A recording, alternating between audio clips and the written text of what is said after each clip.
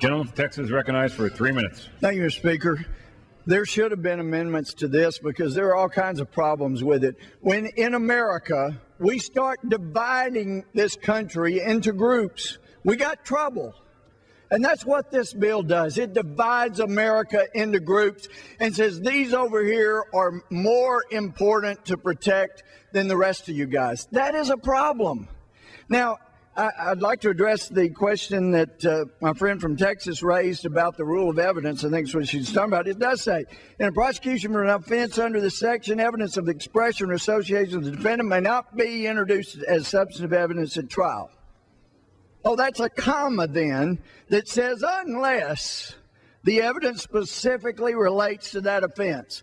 18 U.S.C. Section 2A says if you aid, abet, counsel, induce someone to commit a crime, you are just as guilty as the one that committed it.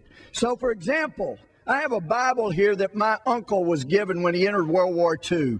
It has a flyleaf cover that says, as Commander-in-Chief, I take pleasure in commending the reading of the Bible to all who serve in the armed forces of the United States. Throughout the centuries, men of many faiths of diverse origins have found in the sacred book words of wisdom, counsel, and inspiration. It is a fountain of strength and now, as always, an aid to attaining the highest aspirations of the human soul.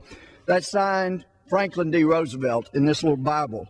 But if you look over to Romans, it talks about, for this cause God gave them up unto affections, for even their women did change the natural use into the which is against nature, and likewise the men, leaving the natural use of women, burned in their lust one to another, men with men, working that which is unseemly, and receiving in themselves that recompense of their error which was meet.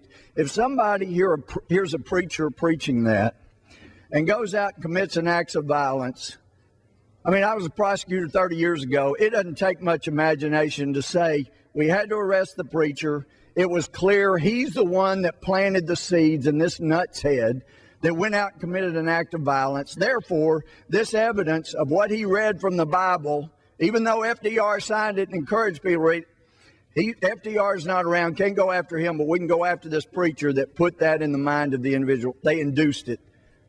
They're guilty as a principle. And even if they're not, just arresting pastors a few times and saying we're going to let the jury decide what his intent was will be enough to have a chilling effect. There is no federal nexus here. There is no epidemic. There's no evidence of an epidemic. There's no need. Every case that's been brought up, including Matthew Shepard, in that case they got life without parole. The other got 2 life sentences. James Byrd, the 2 defendants most culpable, got what they deserved. They got the death penalty. In this case, will not affect that. The other guy got life. Wouldn't affect him. There's no need. There's no epidemic. It divides America. Why don't we say no to this and let America be united again?